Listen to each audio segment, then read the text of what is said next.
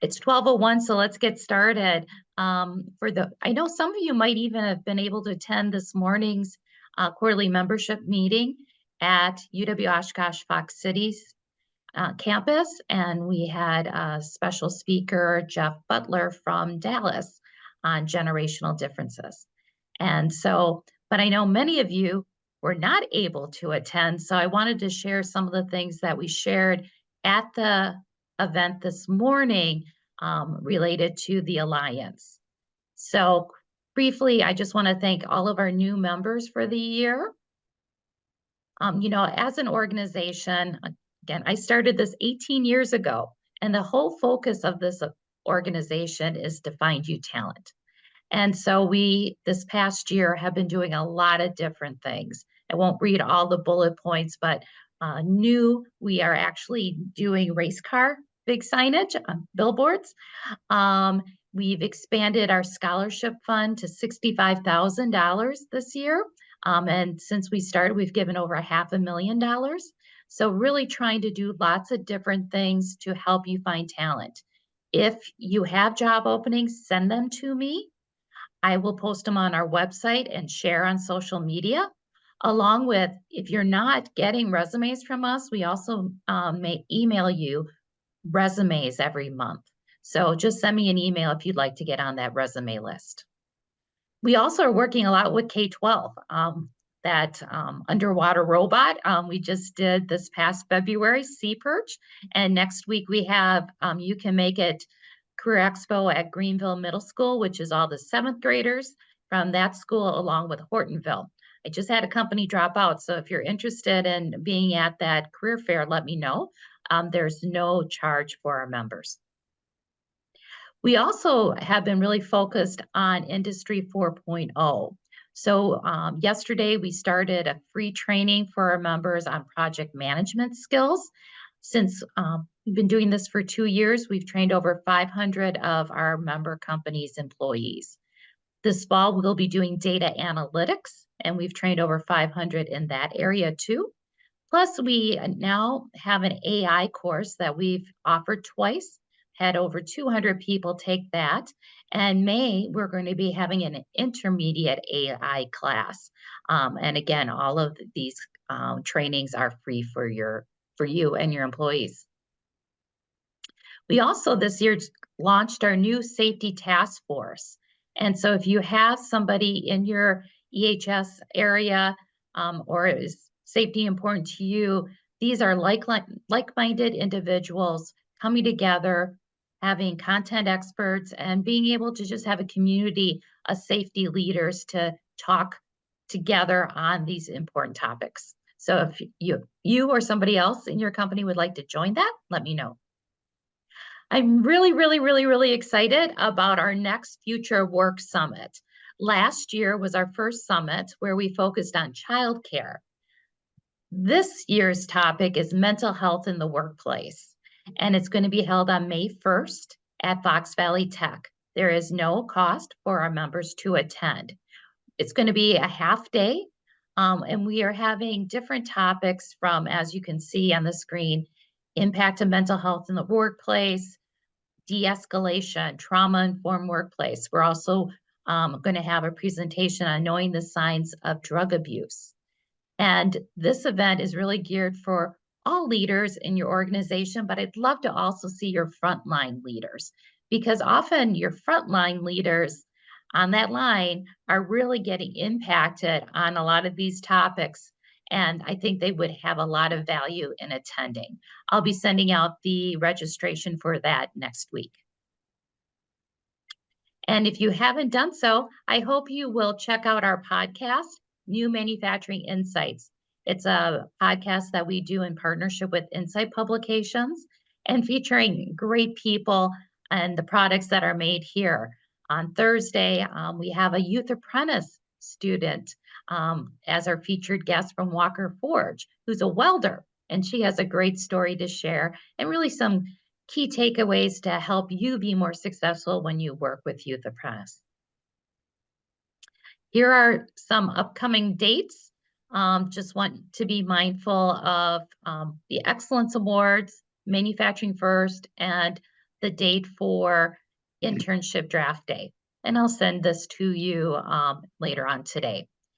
And to wrap up, just a few things that we still are looking for sponsors for. If you'd like to host a Tats Plus Tours business after hours, let me know.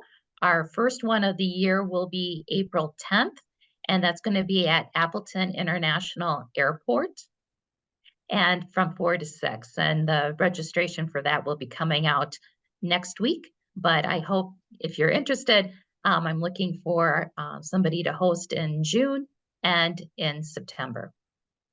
We also have our employability skills video featuring communication. I'm looking for companies who would like to be featured in a video that would be really primarily for high school students to be better equipped when they enter the workplace. And that investment is $500.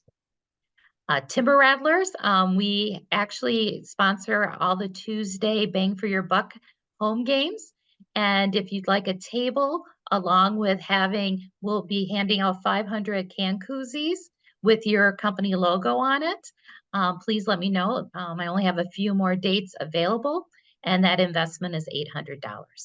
And then lastly, I only have one more sponsorship for the President's Cup Scholarship Golf Outing.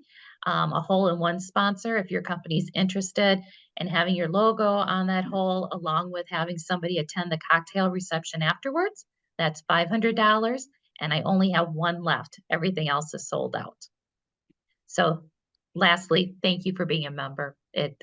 We have such a great group here of really talented individuals making a huge difference. So I appreciate your attention. And I am going to hand it off to our speaker today, Ryan Festerling. He's the president and CEO of QPS Employment Group, and he's speaking about today's struggle with attracting and retaining top talent. So I will hand the baton over to you, Ryan. Excellent. Well, thank you very much for having me. Got some friends in the office next door to me, and hopefully this thing is sharing as appropriate. I'm pretty challenged when it comes to this kind of thing, so hopefully it worked. Yep, all good. Thank you for having me. I was we have actually a leadership meeting that's happening past day and a half here at our company. And so our leaders from the Wisconsin area are all here. And when I told them I was speaking with this group, they were pretty excited because you have a pretty great reputation in the market. I also want to say thanks to Joey DeBone, who one of our sales consultants and arranged this. And so, Joey's a great representative for us, but I'm not going to talk a lot about QPS, which I think is probably what you want, is not to talk about our company. But I do think it's important as to maybe the things that I'll say make me a little bit uniquely qualified to talk about some of the things that we're going to go through today. But QPS, as you can see on the map, we have a really large footprint, specifically in Wisconsin. We've got 55 branches all over the Midwest. And so this is not a sales pitch for QPS by any means, but this is more about the things that we get to see. And I'm really data-driven. My background, just maybe for 2 seconds, is I'm a finance guy by education. So I have a finance degree, but I spent 21 years in human resources. And 21 of those 21 years was at Kohl's Department Stores at their corporate office in Milwaukee, the Milwaukee area. And so I grew up with a finance background, about a year or two in finance, and then joined human resources and got to do just about every leadership position within human resources, ultimately running HR. And at the time, they were a little bit bigger company. I think at the time we were doing, about 20 billion in revenue and 130,000 employees. So I got to see a lot. Now I jump over to QPS and I'm on the staffing side. So really providing workforce solutions for our customers. And I get to see firsthand what some of the best customers in the Midwest are doing. And so if you think about the amount of customers that we have across the Midwest, I get to see a lot. I get to talk to a lot of customers. We consult with them a lot. And then being able to really specialize in our 4 key areas of manufacturing, warehouse distribution, clerical, and professional, we have a really good gamut. So I just give you that background to say, you'll see that I get really passionate about some of these things. because we have a mantra here at QPS that says if we can't help our customers be better at what they do, then we're just, a staffing service, so to speak. And that is not our goal. Our goal is to really help our customers be better. So I want to just maybe click through a few things. But as we're going through these things, I would really ask all of you to think about maybe what 2018, if we can go back that far, and 2019 and 2020, we know there were some challenging things that happened with COVID. But I think you're going to see a little bit of a story here that we're always in some kind of change or some kind of flux of what's going on in the workforce. I just feel like there's always something going on. But just as a recap, last year there were a lot of openings, right? 9.6 million, and today there's about 9 million. So I don't know if it's a little change or a lot. I can speak to this a little bit. We're seeing some differences. Unemployment is up a couple ticks, but overall, unemployment still remains at very low historic levels. I don't know how long that will go, but there are some folks that are saying it doesn't matter even what happens in the economy, we are going to stay in low single digits. And so what does that mean for us as employers, especially in the manufacturing space? And, we know the manufacturing space really well. My sense is if I were to have a manufacturing column here and actually said, well, what's going on here? There's a lot of manufacturers that are seeing a little bit different story in kind of the microcosm here of job openings probably are not as much as they were. So they're down maybe mid-single digits in the US, but manufacturing has had some relief. Now you could call that a good thing or a bad thing, but orders are down, unemployment is probably affected them a little bit differently. And so when you think about what I call is like the mantra, right? 22 and 23, it just felt like turnover was through the roof. And you heard about these things called like the Great Resignation, right?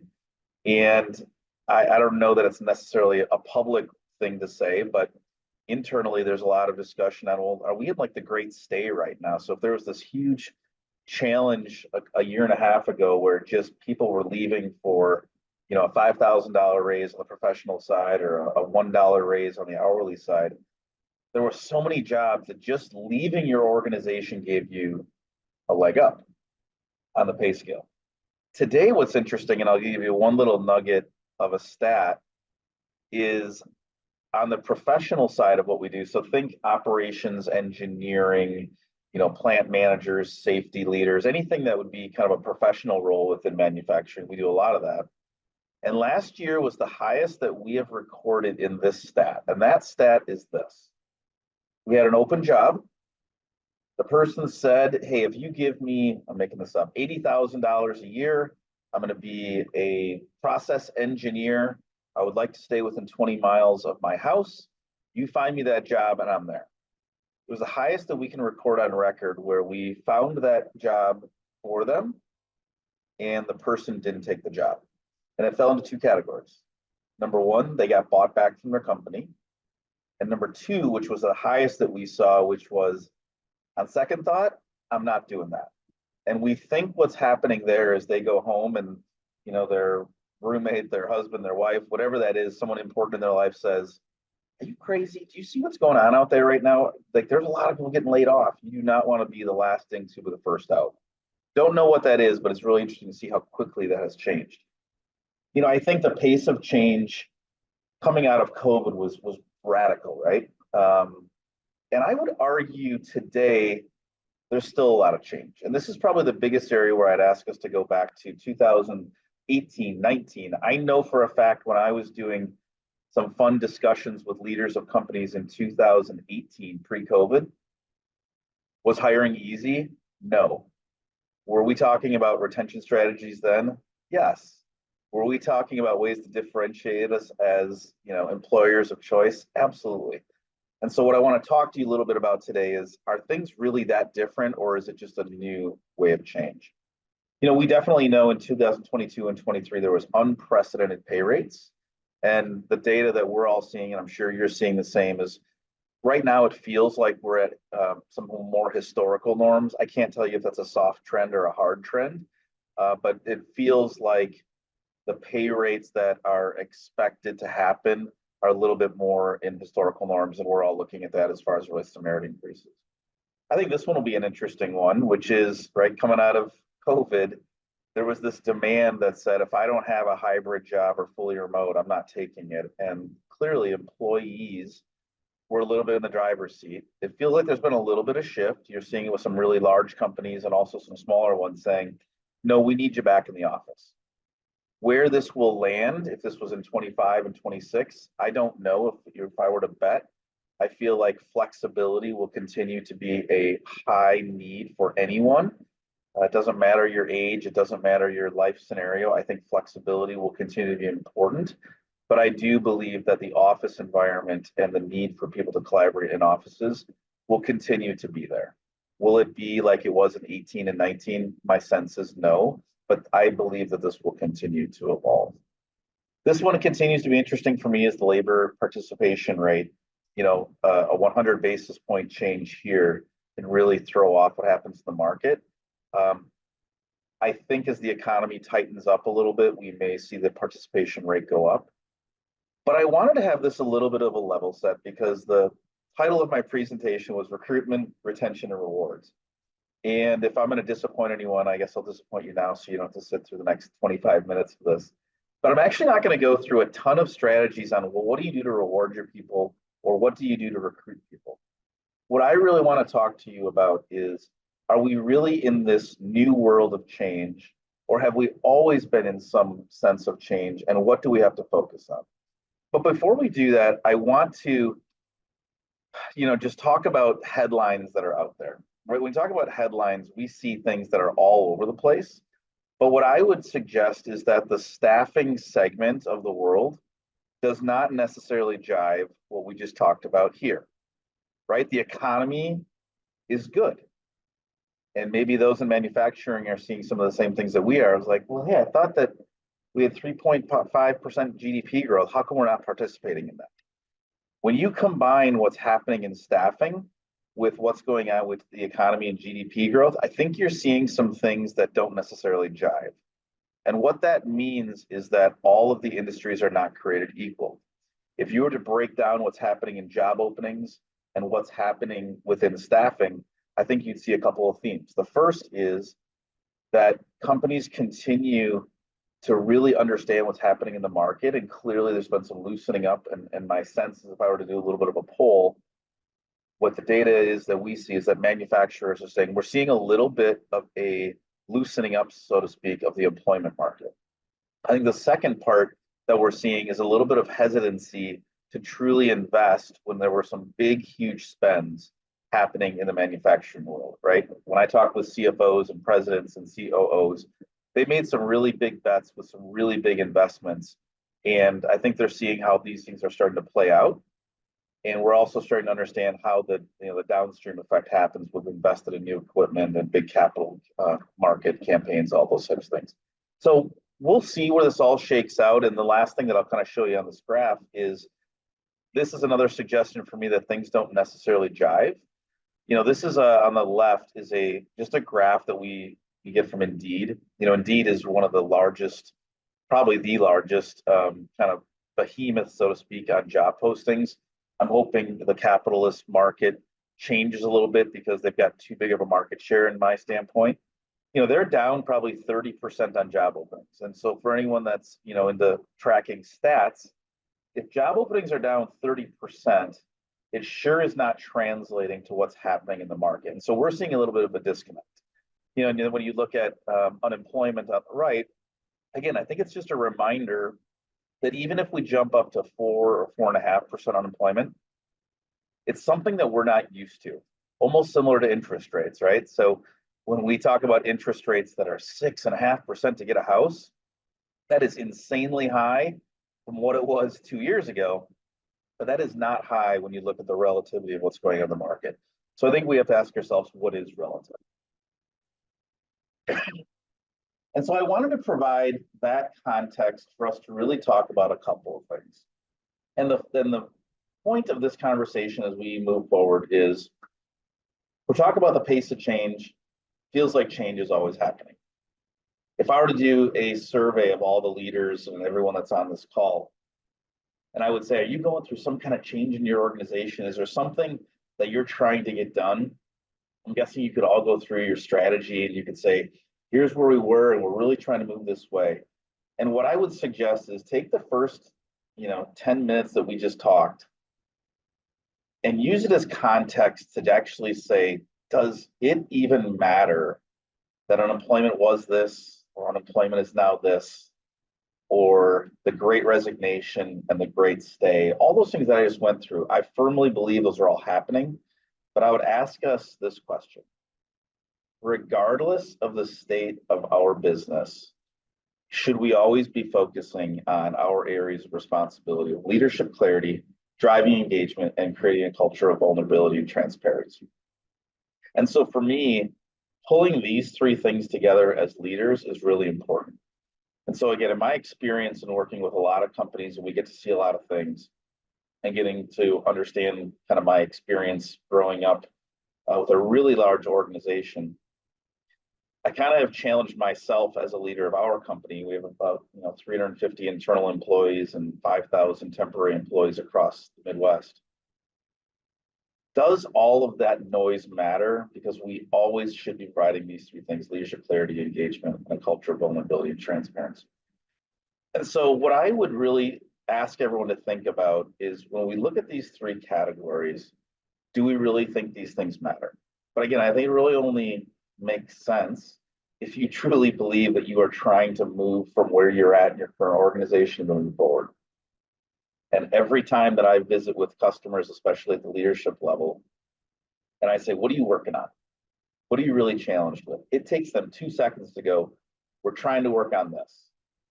And I think sometimes as HR folks, sometimes as leaders, we make the mistake of understanding what's happening in the employment market to say that this stuff is either really important or it's not that important. And what I would argue is this is always really important. And so what does leadership clarity mean? And again, this only works if we truly believe we are trying to move somewhere as an organization. And I'm 99.9% sure that every single group on here is saying we're trying to do something as we move forward.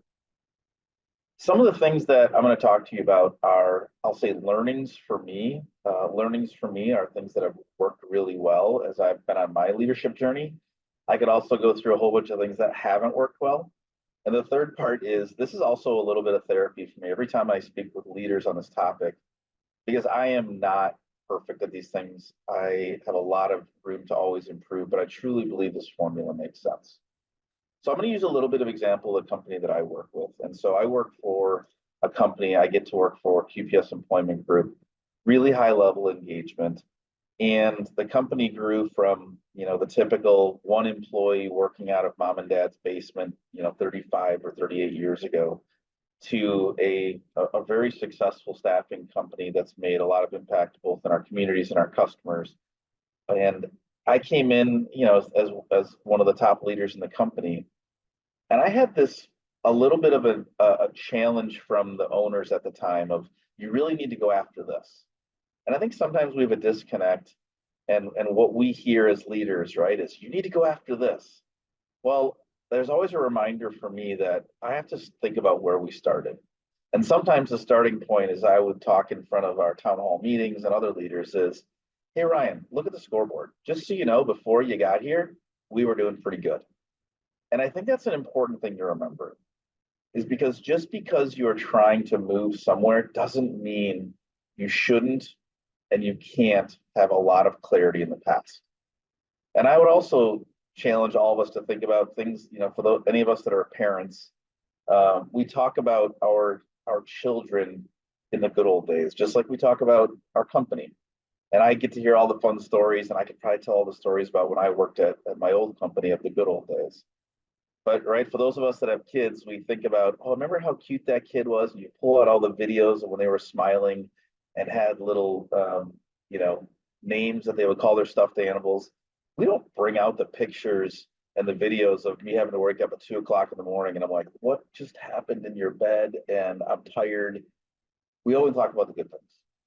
I do think sometimes it's okay to talk about there were challenges in the past as well. There were a ton of successes.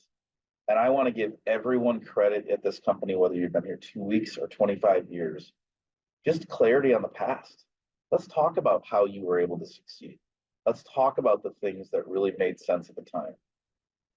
And one of the things that was an interesting thing for me was creating a culture of how do we innovate and kind of have this, I have this like fail fast and cheap. Um, and one of the things that hit me was we had a branch in one of our states that we opened, 3 or 4 years ago, and it wasn't performing well, right? I think that happens, whether you're a restaurant or a retail store. There are things that make sense on paper, and I'm sure there's things in the manufacturing world like this makes sense. And when you take it out of the lab and when it works in the next 2 years, you go, I don't think that worked. And there was a lot of trepidation to say, hey, that branch, why isn't it successful? And you failed. You absolutely failed.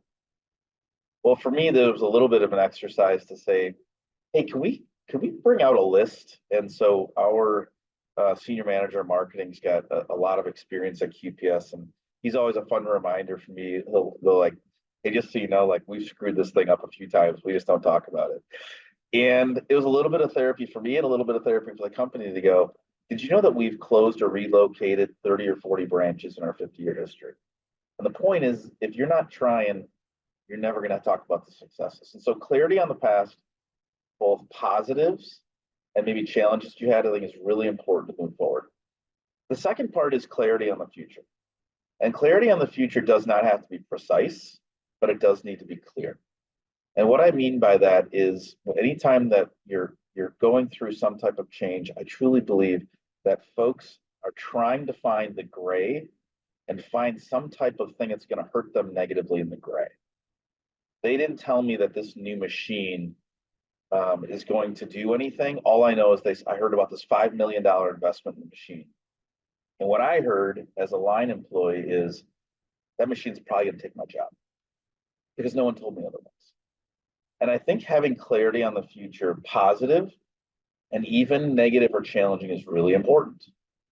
Telling people, yes, we will be headed down this path, and I'm looking forward to working through that with you, is much more important than telling people, we'll get back to you. I promise you, and all of you know this, the break room conversations, the parking lot conversations, people filling in the blanks of the unknown is not good. And so I would argue being really clear on the future is important, whether it's positive or negative. The third part, though, is also being really clear on the unknown. I feel like I've always gotten a lot of credit as a leader when I tell people, here's where we're going. Here are the things that are important to me. Here are how you're going to fit in. And being super clear about what I don't know. I have no idea how this thing's going to impact us, but I promise you I'll keep you updated. I'll bring you along in the journey, but I don't know that answer. I do not know. And I think that is an important thing in adding credibility in the process, is being clear what you don't know. So when we're talking about engagement, I always put things into categories. And for me, I think about this engagement side of what's a leader's role, what's human resources role, and what's the employee's role. I think some of these are intuitive, but they're good to remember, because if they don't have, if everyone doesn't have a role, I feel like not only will it fail, but I think you're missing an opportunity to bring everyone along. I think the first one is self-explanatory, but sometimes I think we try to drive change without having leadership standing up and saying, we are moving change. So just like the slide I talked about earlier, is the leader properly recognizing the past, driving clarity in the future, and being able to talk about the unknowns? But I think making sure that the leaders truly do that is important. When you study change management follows a lot of basic principles, but it's one of those things that we always talk about. It's very simple, but it's not easy. And any type of change is going to have a huge component on what the leadership's role is. And we'll talk a little bit more about that. I think human resources definitely has a role to play. I would argue sometimes human resources feels like they should take the leadership role, whether that's by default or by design. Hey, my leader's not doing this, so therefore I'm going to. And I would suggest that that's not okay. I think you have to reset what leadership's role is so that human resources can play their appropriate role. I think human resources' role on driving engagement is a lot about the tools. And sometimes they're the keeper of the culture, so to speak. Sometimes they're the ones that have to make sure that they're pulling the safety brake when things aren't going right. But I would suggest that human resources does not own the culture. think sometimes we in human resources, we want to, but I think you have to have a lot of confidence as a human resources individual to say, I know what my role is, and I have a very important role in that. But my role is not to create supply, meaning here's all the things that you should do until human resources has created the demand. And what I mean by that is I think sometimes, and again, I did human resources for 20 years, so I'm being challenging of myself. I did it often. What's the problem? Because I already know what the solution is. Here are the things that we need to do. And I think sometimes we don't have the buy-in from the leader's role that this is important and we need to drive engagement. And I would suggest we need to keep working on driving demand so that when it is rolled out or that the things that we're doing, they're definitely connected to engagement. So I think that every single employee in a company has a role in engagement. And I probably firmly believe this more than just about anything. And I often get met with challenges in this category because there are folks that say, well, that employee, they just won't change. They won't be part of that. And again, I would love to tell you that I've been able to flip every single person that's not been engaged. But can we all think of, if we're in a manufacturing facility, it could be even a call center, whatever your environment is, picture in your head, close your eyes for a minute, and just think of a group of employees that maybe work on a line or whatever that is. They're like, man, they get it. They're just people that if I could clone them, they are so wonderful to work with. They're the engagement captains, whatever those things are, right? You can also think of those people like they drive change. All right, close your eyes again, and now think of the absolute opposite. Think of those 4 or 5 individuals. Someone might describe them as like curmudgeons. Some might describe them as like they're change averse. I would argue they do create engagement, but it's the wrong kind of engagement, right? And sometimes people follow them. Sometimes they are influential. And so I would argue it doesn't matter necessarily what side of engagement you're on. It could be disengagement, but they are playing a role. And so if you don't believe as a leader and if you don't believe in human resources that the employees need to be a part of that, I think we're missing a little bit of an opportunity. And so for me, there's a couple things that I try to remember. And the first is that there has to be an employee first mentality and that the belief that employees can drive change.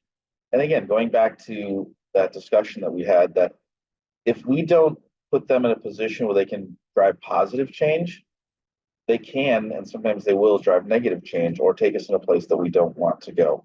There are a million strategies on how to do that, but I believe that the best leaders truly believe that employees can drive change. But if we're not using them in every single way to drive that change and including them in that change, I think we're missing an opportunity. I would also maybe suggest that we have to listen.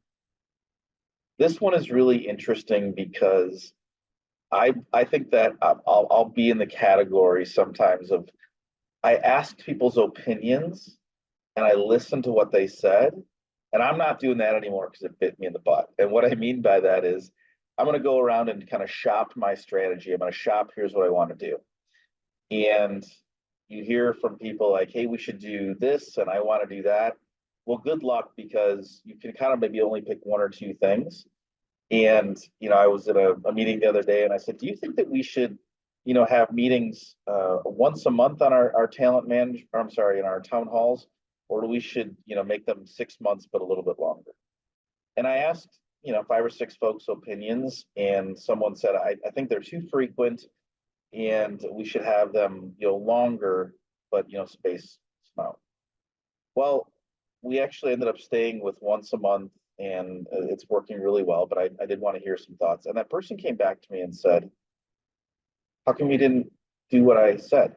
You asked my opinion. And what I forgot to do when I was asking for opinions or listening was, I didn't ask you what we should do. I asked you what your opinion was. I'm asking you to help my thinking be tighter and better. But I also want to know your opinion because I do have to pick a lane as a leader, and I want to understand where you're at. So the question is, would I as a leader rather have someone that I know disagrees with me, but I ask them their opinion and I'm going to explain to them why we're going a different direction? Or would I rather be tone deaf as a leader and say they're not going to agree with me anyway, so I'm not going to ask them?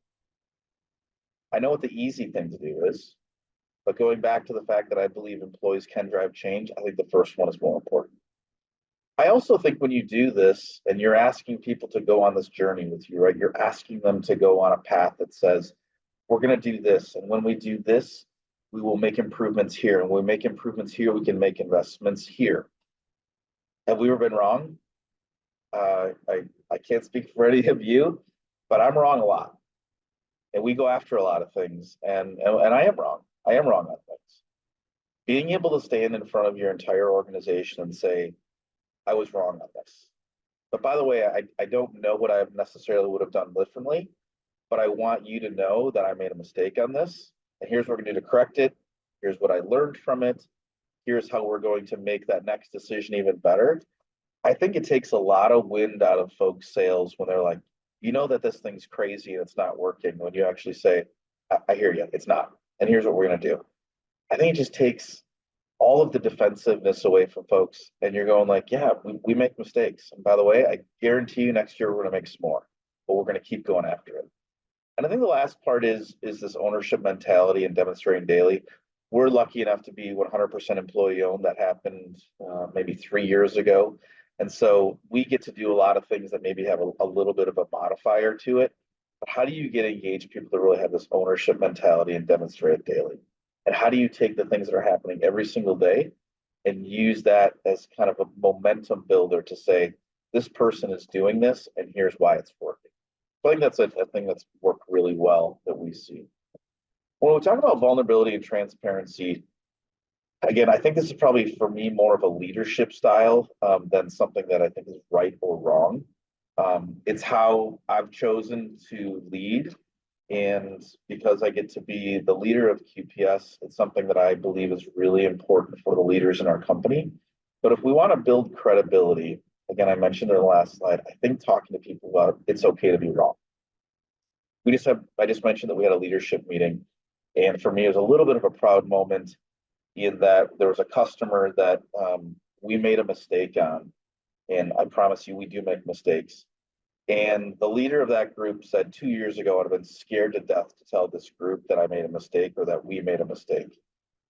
But I promise you, no one needed to beat me up on this mistake because I'm super engaged, but I know today I'm not going to get beat up for it. But I can stand in front of you and say it's wrong or what we made a mistake on or what we did different. I think leading with vulnerability and transparency, especially when times are challenging, is important. We have our monthly town hall meeting, and our results over the past 3 years have been very strong. We've worked tirelessly with some amazing companies, but I would love to tell you that we never have challenging months. And we have our calls, and I don't know if I shocked everybody, but I've told people that I'm going to be transparent, whether it's good or bad. I'm always going to be transparent. And I started the meeting off with, we had a really bad month. In fact, it sucked. And I think people were looking around me and I was like, well, if you're not thinking about it, you should know because you see all the results. But I think it was a different starting point than kind of beating around the bush. And everyone's like, all right, I get behind that. And here's what we're going to do to fix it. But as I mentioned, I do believe that fail fast and cheap I always put the A in cheap as important, but recognizing the behavior that you want to see. We just had a team meeting, and I'm not trying to necessarily give away like all of our strategies necessarily because these are not like strategies, but we do something fun here. We had a leadership meeting, and we have a Microsoft Teams environment. And so before all of our presentations, we had a marketing update and a recruitment strategy update, human resources. And before that, we picked a person that person had in their group. So if it was marketing, hey, let's recognize a marketing person. And we dialed up the person on Teams, 28 leaders in the company, and the person pops up. We're like, whoa. And all we said was two things. Number one, I wanted you to know that we heard something really cool that you're working on. And again, it's all the top 30 leaders in the company. And we even did something like, hey, you tried something, it didn't work. And the feedback that we receive on that is like, man, I will run through a wall for you because I'm not scared necessarily to make mistakes, but I am going to keep going after stuff like you mentioned. You're going to have my back. But I think the last part again is just I don't think vulnerability creates weakness. I actually think it creates strength. And when you have opportunities to have each other's back through weakness, I actually believe that's when you show up the best as leaders.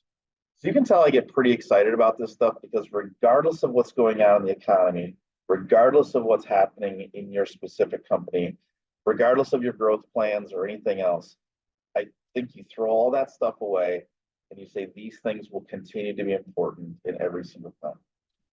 The last thing that I would just ask us to remember when we go through these is to think about the platinum rule versus the golden rule. I'm sure many of you know what the platinum rule is, but the golden rule, right, is treat others as you would like to be treated. And the platinum rule says treat people as they want to be treated.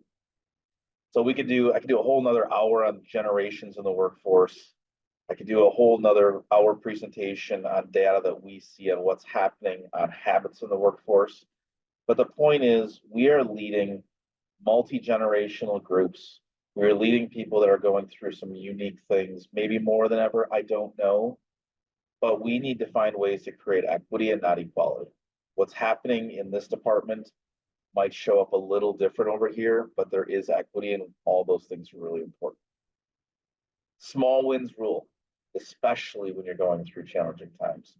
We just went through an exercise yesterday of this really challenging region that we're working through. Find those green shoots. What are those things that are working, and how do we reverse engineer those things? And the last thing is, I just believe that momentum is king. I think regardless of your results, you do need to find those things that when you string them together, they will create some amazing, not only engagement opportunities, but some wins in the company. So when I talk about things in this category, so this one is kind of built around engagement as it relates to recruitment and retention. Stories go a mile, they go miles, they go miles, they go miles. I promise you that when you work on these things as a company, you'll kind of be famous for how you deal with challenges, how you deal with growth, how you deal with all the wins and all the failures. But I think sometimes we look at the recruiting strategies and the reward strategies and what's happening in the economy in silos. And I would tell you that all those things, when you put those variables together, these things that we talked about today will automatically accelerate wherever you're at. So with that, I'm going to turn my slide off, if I can figure out how to do that, and the slideshow, and would love to open it up to any questions that anyone has. And my contact information, you can just look me up on LinkedIn, Ryan Festerling. I'd be happy to talk with you. You can tell, like I said, I get really passionate about these topics. If there's something you want me to come work with your company on, I'd be happy to do it. But we're going through some challenging and exciting times, but either way, I think our people expect us to lead through them.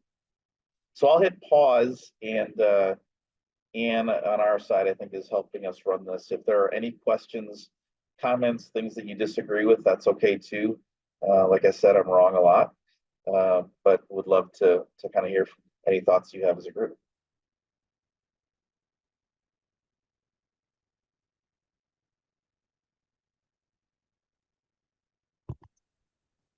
And feel free to enter anything in the chat and we can take a look.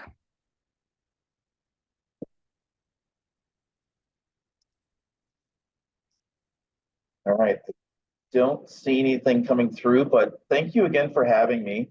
And hopefully I can run into you with some things going on. And Anne, I don't know if you have any closing words, but thank you for having me.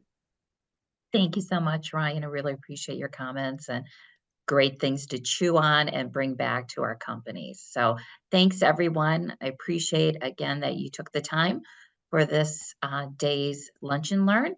And next week on March 12th, we have a youth apprenticeship Lunch and Learn.